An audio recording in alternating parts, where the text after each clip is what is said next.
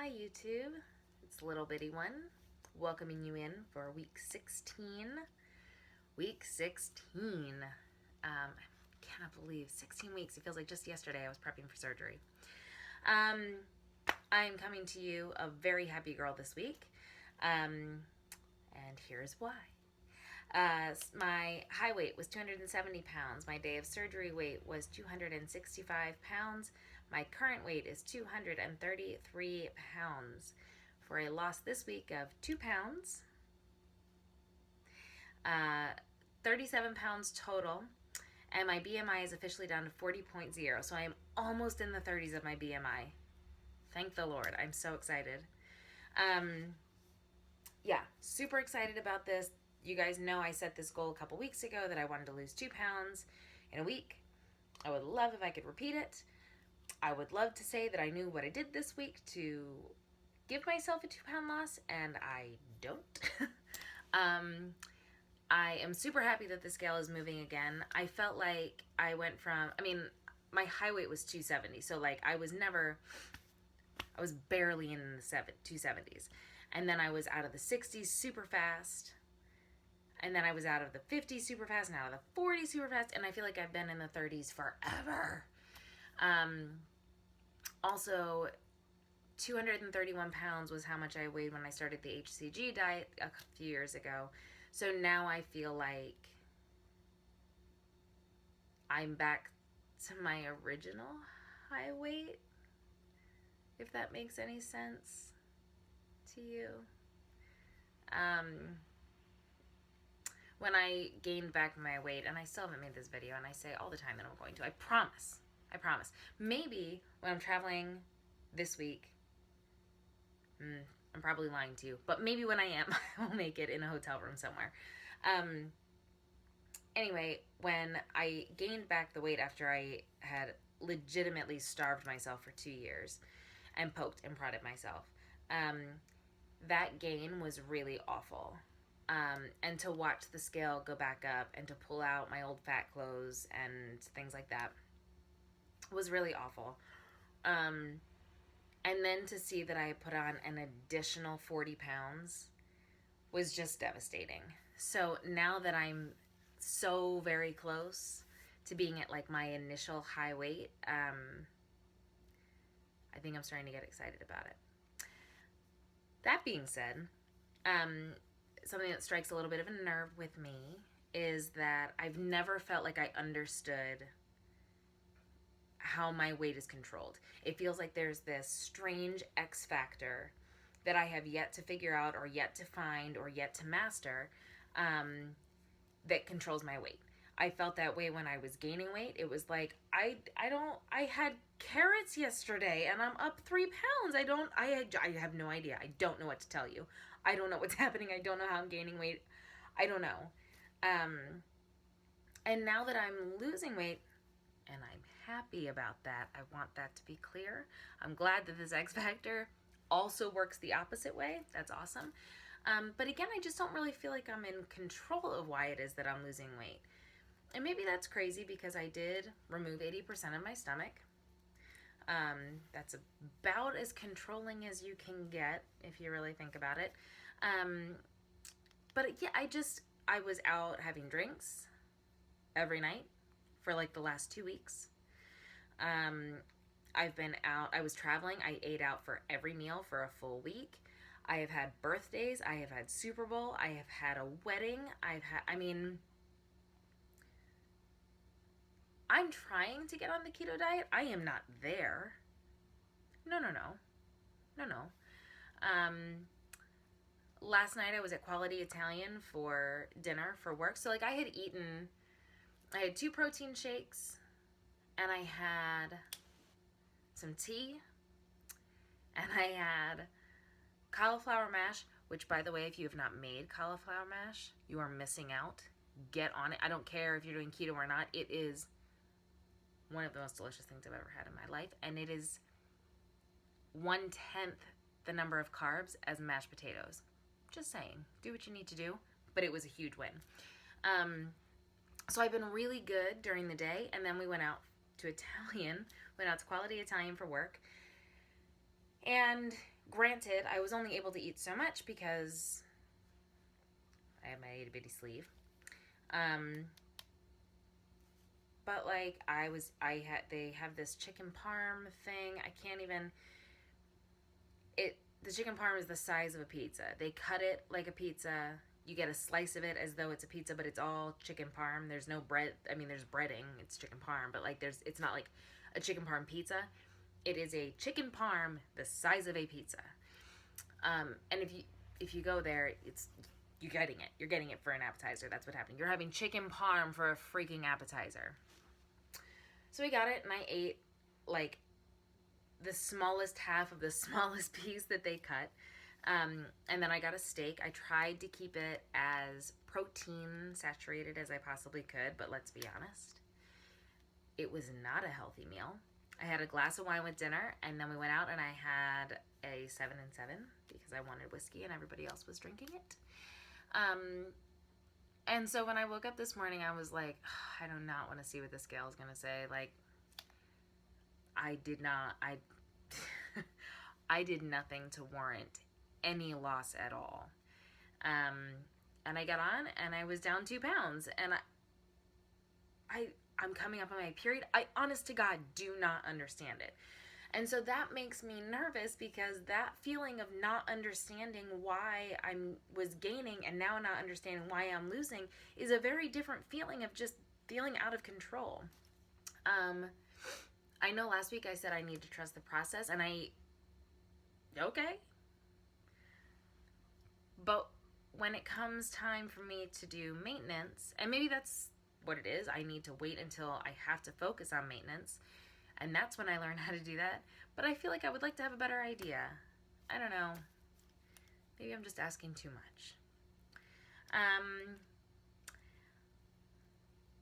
Let's see here. What else can I talk to you guys about?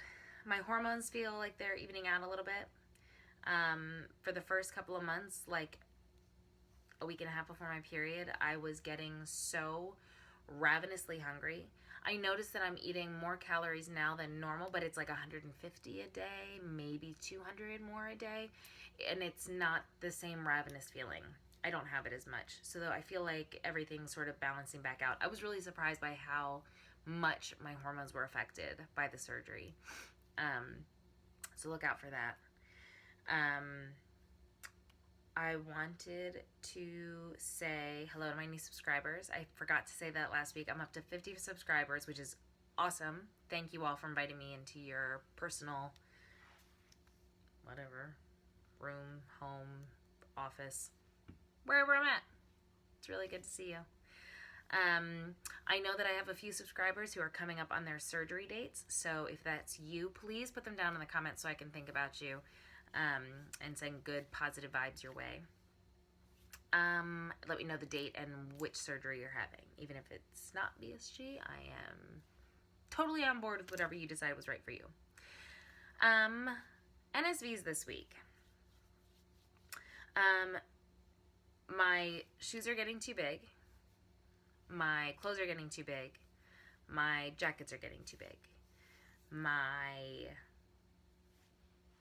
I don't know, guys, everything. I have a huge growing pile of stuff to give to Goodwill because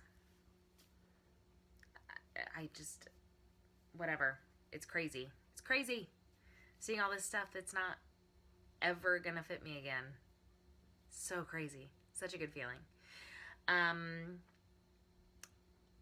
So I got a phone call, a FaceTime from a bunch of my friends. They were down in Florida for a wedding.